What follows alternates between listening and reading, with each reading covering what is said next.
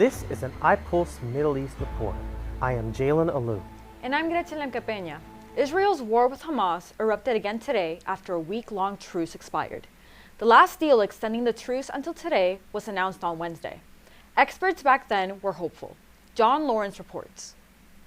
It almost came down to the last minute, but a deal to extend the Israel-Hamas truce for one more day is finally agreed upon, according to statements from both sides. We won't play games here. We're not going to play games with the lives of our people. Hamas knows what the parameters of the deal are. This marks the second time the pause in military action has been lengthened since the original four-day truce that started Friday. This is a humanitarian pause in our fight against Hamas. Israel is determined to destroy Hamas's military machine and to end its rule over Gaza.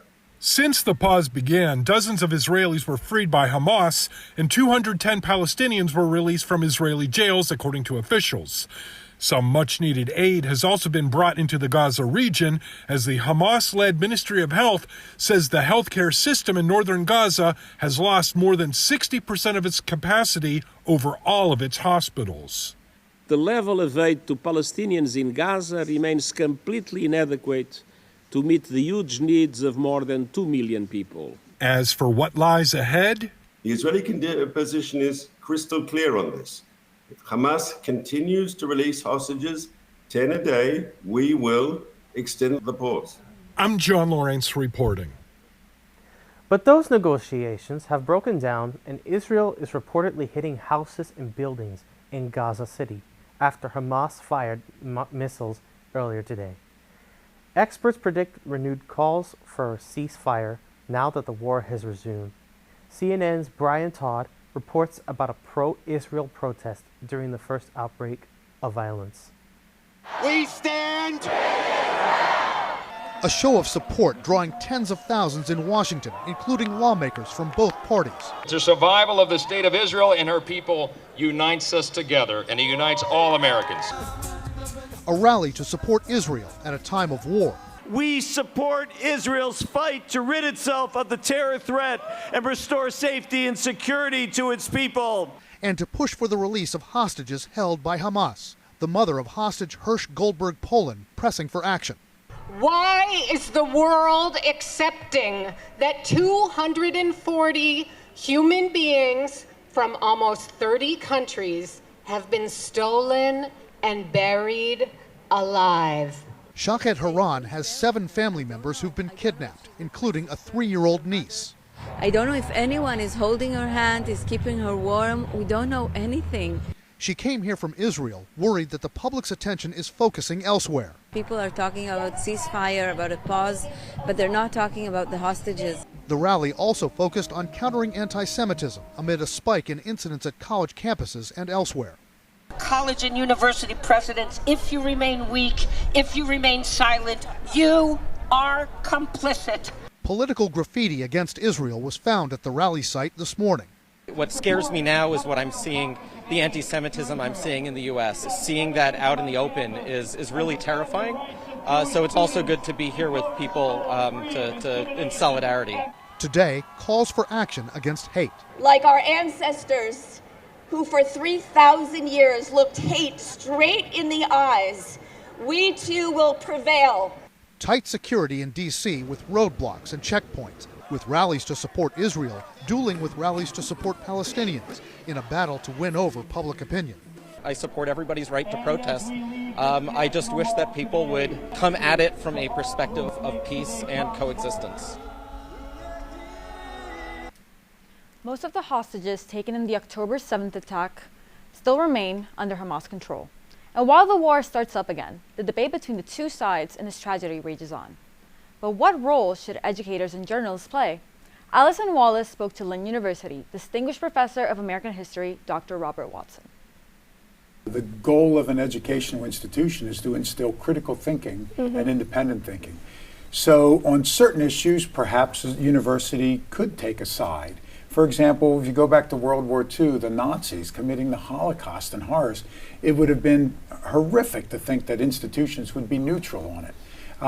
you come down on the side of humanity and empathy. So if you take, let's say, Russia and the Ukraine, Russia's obviously the naked aggressor there, so it's incumbent upon a university to teach empathy and humanity. But on so many other controversial issues, it's incumbent upon the university to not take sides, to provide all the facts, to provide the history, and provide the context. So if you take Israel and Hamas and the Gaza Strip, it's infinitely complicated. There's a long 2,000-year history of conflict between Jews and Muslims, conflict over that land. Take Jerusalem, Jews, Muslims, Greek Orthodox, a number Christians, a number of the world's great religions all have a legitimate claim to that city. So we need to provide that context. We need to teach students where the Gaza Strip is in Israel, the strip of land, where the West Bank is. So the university needs to provide all this context, instill the students with facts and critical thinking and independent thinking, and then allow the student to make up their own mind in an informed way. And when do you consider media to be biased? Some media is, some media is not. There are obviously media outlets like Fox and OAN which drift quite to the right, and unabashedly so. So if you watch that, you need to understand they're pushing a conservative or Republican or right-wing agenda. There's other media outlets like MSNBC that obviously take a more left-wing or Democratic agenda. On the other hand, there's countless media outlets from PBS to NPR to NBC that are objective, that are neutral, that are factual. So I think students need to know which outlets are obviously leaning one way or the other and take that with a grain of salt. But the most important thing, I think, is threefold. One is to consume multiple sources of news, not just one. Number two, fact check the news you're getting. And there's groups like Fact Checker, PolitiFact, Open Secrets, Project VoteSmart. All these things are online. You can go to opensecrets.com or .org, votesmart.com or .org, PolitiFact. And there they fact check all the news. They fact check the anchors. I've even been fact checked by them. So number two, fact check. And number three, make up your own mind. You're in college because you're interested in critical thinking and independent thinking. Nobody should be a parrot and repeat whatever they hear on the news or read on the news or what a professor says. In Lynn News, Founders Day, a celebration of the 1971 founding of Lynn University, still rings in the memory of students. The school hosted its very own carnival that included food trucks, rides, and even a live band. Eleanor Bruce was there. Founders Day is an annual event that is put on to celebrate Lynn University. The event welcomes all students, staff, and their family members to an on-site carnival. The carnival consists of multiple food trucks, rides, and even has a live band playing on the balcony that overlooks the event.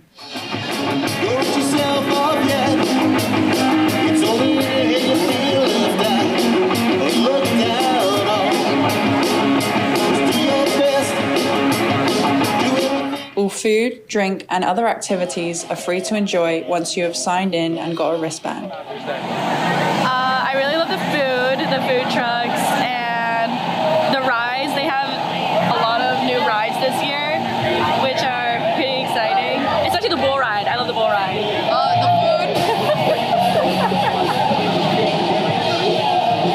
And I love all the rides, and I like the sense of community it brings. The food, free food, definitely, and the ride.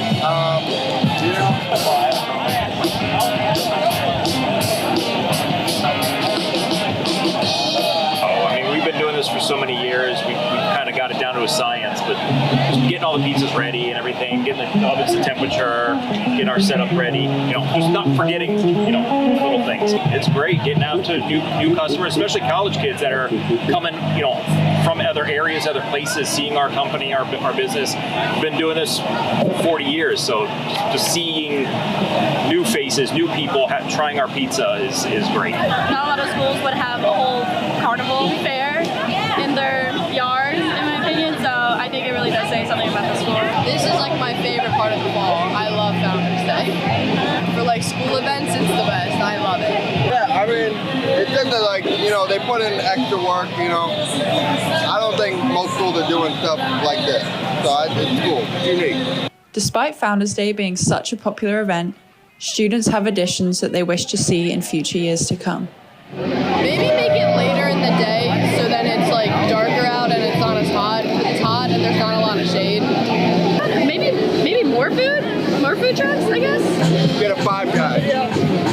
I like all the food that we have, but like I think we can have a little bit more like from other places as well. Like we have tacos in the Asian place, but like we think we can still have like other cultures in Korea.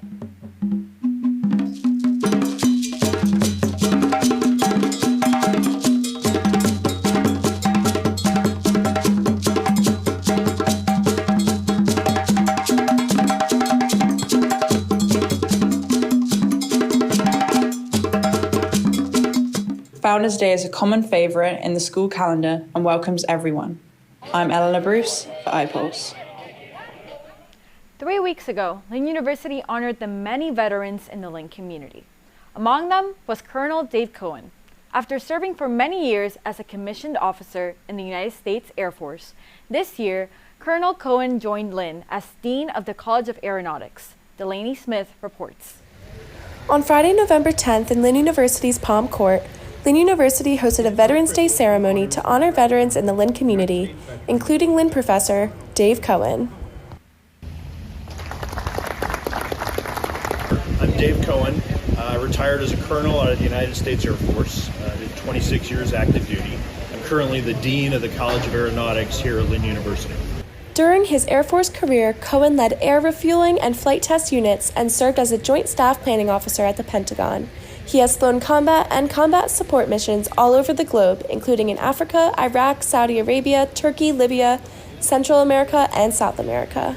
My dad was in the Air Force. In fact, I was born overseas in England when he was in the Air Force.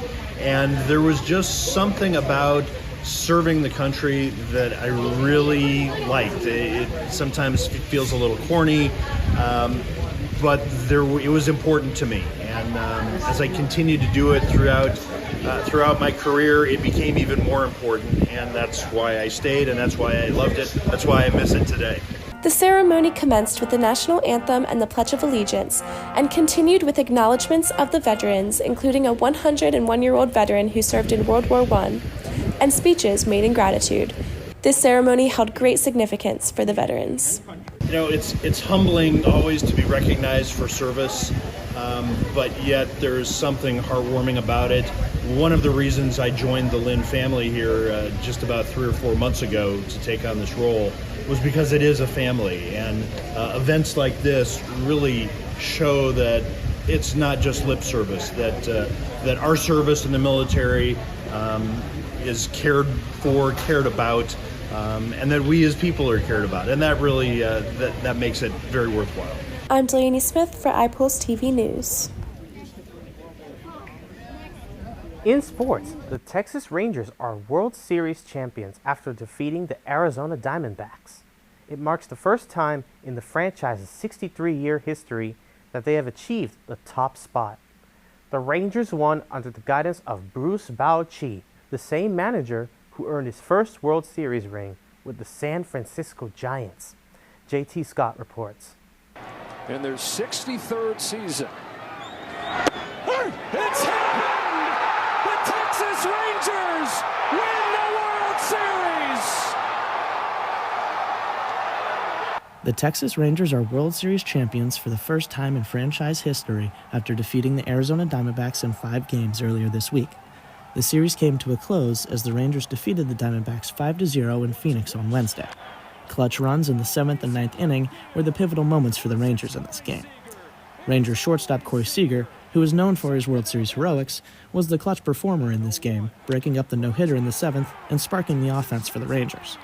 He was named World Series MVP, giving him his second World Series MVP award, along with his second World Series ring. Fans in Texas are as happy as ever, as this is the Rangers' first ever title, and it brings an end to a long dry spell for the franchise. Here's a look at some of the moments following the final out.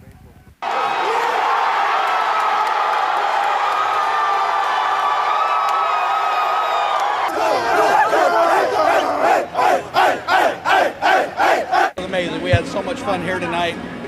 Garcia, ALCS MVP, what else could you ask for? I mean, the energy here says it all. We were bombing, destroying that team tonight.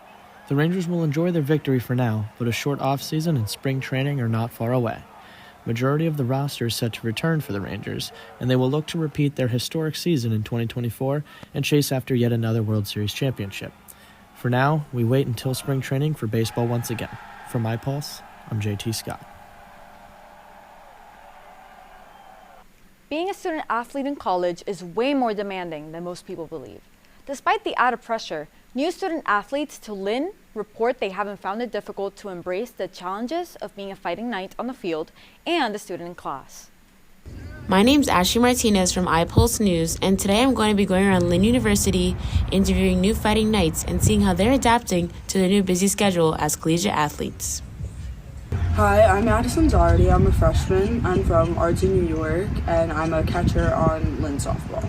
My name is Jack Budd. I'm a transfer student. I'm a sophomore from Jacksonville, Florida, and I swim middle distance freestyle. I am Sasha Fiola. I'm from St. Pete, Florida. I'm a freshman, and I swim sprint free. Perfect. Thank you, guys. So, how do you feel like you're adjusting to Lynn so far as a new student? How's your schedule been? Busy? I'm adjusting pretty well, I'd say. I think the workload and like the balance between like work and practices is pretty good. I feel like I have adjusted pretty well. It hasn't been too difficult for me to make it to practice and class on time, and I've had time to eat before class every day and shower and all that because I've given myself enough time to do it. Is there a major difference from high school, I guess I should say? Not really for me. My dad travels a lot for work, so ever since I turned like 16, I was home alone a lot, like weeks at a time. So it's not really that big of a difference for me. I feel like obviously it's different. I'm living on my own. I'm like 20 hours from home, but it's similar in the sense that like I have responsibilities. I have to go to school, like I have to do homework, I have practice. But I'm independent now, which is a big difference, and I'm in charge of myself fully. Like, my parents obviously aren't here to tell me, get up, go to practice, do your homework, study, all that. Lastly, I ask how practices have been going for them, whether it's harder or easier to what they used to. I'd say it's different in a good way. At least my old team, we didn't work so much on like technique and quality as we do now. It was a lot of just gathering like an aerobic base and doing a lot of yardage and stuff like that. I feel like it's just more intense. It's difficult, but it's just more intense because we have more things to accomplish than I did in high school and for travel ball, and we condition and work out a lot more than I did, so that was a bit of an adjustment for me. Okay, well, thank you, Addison, and I hope the rest of your months here will be running smoothly. Thank you. Ashley Martinez with iPulse News.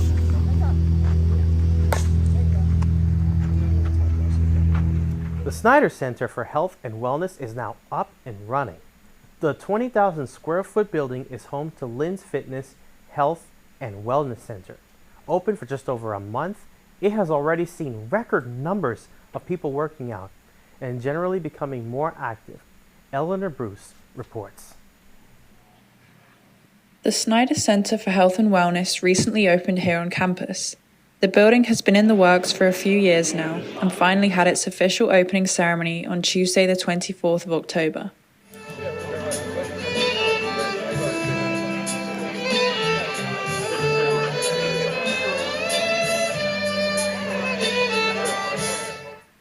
The 20,000 square foot Snyder Center is the home of Lynn University's Fitness, Health, Counseling and Wellness Center.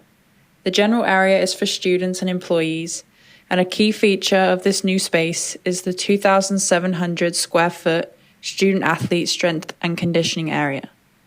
We would want to be lifting out here and having a lot of other people in the way while we're just trying to get our workouts in. And also specific weights for us in there and different tools and, fitness equipment for us. So as a student athlete myself, I do feel like I do hope that we are able to get the feeling of a better training equipment, actually the feeling of actually being in a college facility, because student athletes had to work out outside in the heat. So I feel like in general, student athletes should be able to get the feeling of having a place to just go by themselves, isolated from everyone else, to focus on our sport so that we can entertain for everybody else so they can enjoy what we worked so hard for like the whole season to accomplish. If I have to compare with the older gym, we didn't have actual space for us to, like with all the students that are in Lynn University, we didn't have the space to work out all together with the athlete there. Now it's really good because they have their own area and we have our own area too. The space also includes a 3,000 square foot outdoor workout area if students wish to take their workout outside or need more space. The gym is a huge step up from the old facilities athletes, students, and staff members were using. The lockers and the spinning classes that we didn't have in the old gym, it is really good because it's really inclusive and it has a lot of facilities with different fitness levels.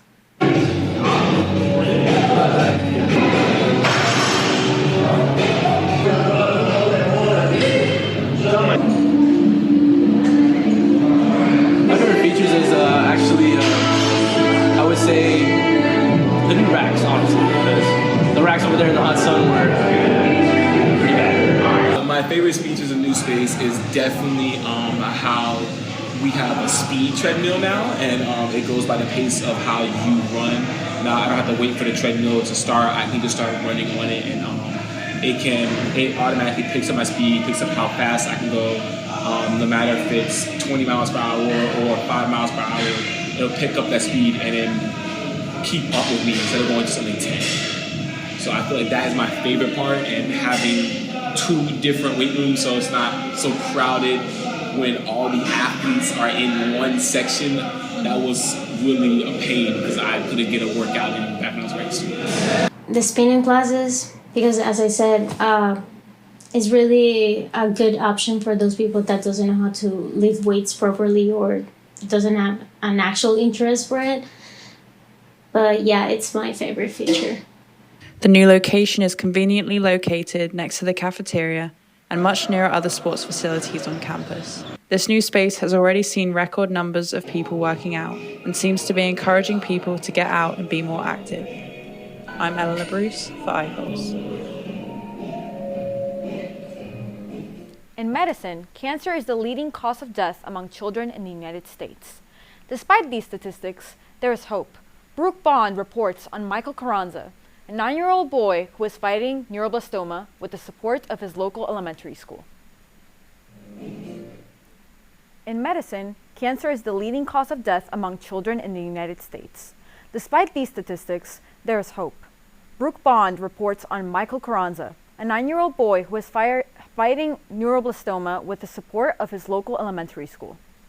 20 students smiling ear to ear at the finish line of the Champ 5K run in Temp, representing a beloved classmate bravely battling cancer. Everyone here ran just for Michael. He means a lot to us.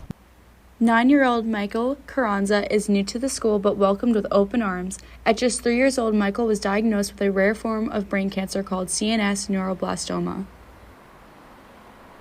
He had his first brain surgery 10 days before his 4th birthday. He then went through aggressive chemotherapy. Michael's mom, Teresa, says the past 6 years have been filled with hope and heartbreak, remission and recurrence, a life so many children sadly experience too often. Over 400,000 children get diagnosed with cancer each year. Michael's vulnerable immune system has kept him homeschooled until now, a transition that hasn't been easy. Attending school for the first time at the age of 9 is very difficult.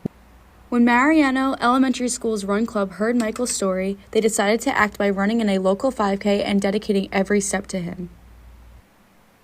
We're about him a lot, and we will be by his side whenever he needs us. We got medals at the end.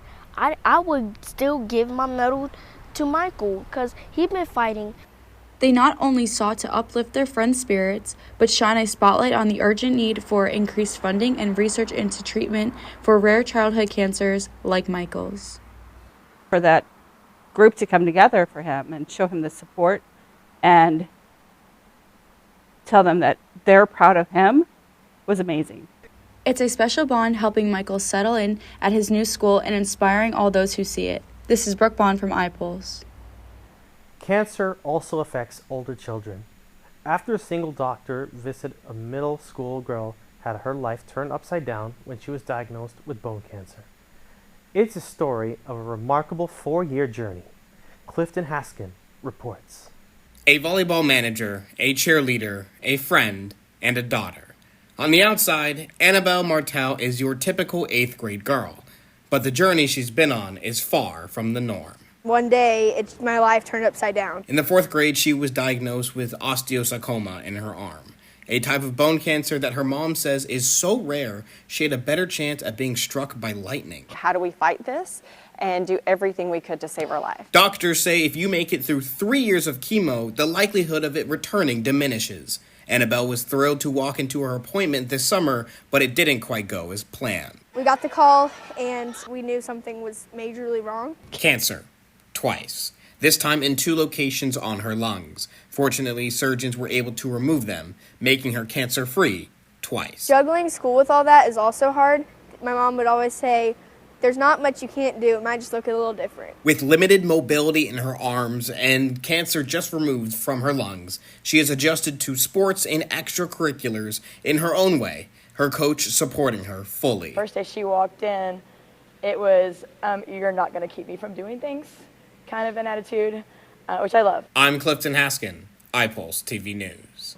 We are so excited to have several new faces working with iPulse News, one of whom is Senior Communication Major Gerard Jones. Gerard is a reporter and anchor for iPulse Live. He joins us now to introduce his new weekly segment called America, the Melting Pot, discussing issues with ethnicity, intercultural communications, and diversity.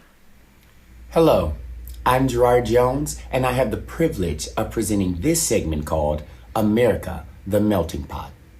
When you think of this great country, what comes to mind? Oh, beautiful, for spacious skies, for amber waves of grain. America, the country where we have freedom of the press, freedom of religion, and freedom to just dance in the street if we choose to. Though America is beautiful, she is not without stains. Segregation, discrimination, racism, words that cut deep and land like a blow to the gut for many Americans. And though these issues are embarrassing and painful, they are a part of who we are. They're a part of how we got here. Have we fully healed from these issues? Are we still wrestling with them today? And how do they affect younger generations? Explore the answers to these questions as we continue to discover America, the Melting Pot. Again, I'm Gerard Jones, and this is iPulse News. And that's iPulse Live for December 1st. I am Jalen Alu. And I'm Gretchen Lemke-Peña. For more information on these stories, follow us on Lynn iPulse on Apple News and on YouTube.